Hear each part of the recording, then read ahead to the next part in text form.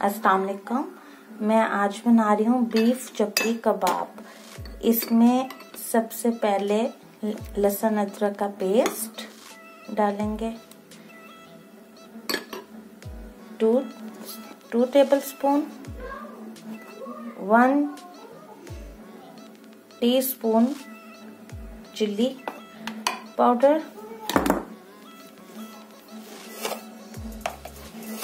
1 teaspoon pink salt,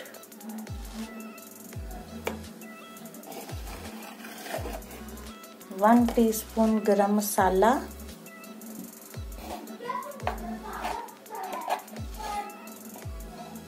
half teaspoon हल्दी, 1 teaspoon सूखा धनिया, हाफ टीस्पून अजवाइन एंड मिक्स इट। ये देखें मैंने मिक्स कर लिया। अब इसमें मैंने 2 ग्रीन चिलीज भी ऐड की थी। अब मैं इसकी टिक्कियां बनाने लग जाऊंगी।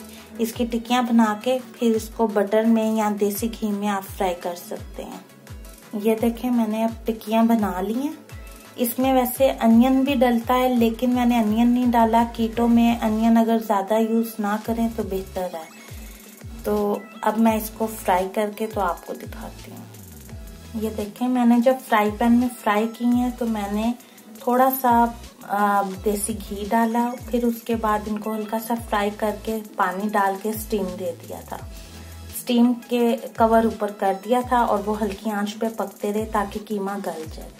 फिर उसके बाद मैंने उसको प्रॉपर फ्राई करके फ्राई पैन में और फिर मैंने निकाल लिया और ये आपके रेडी हैं।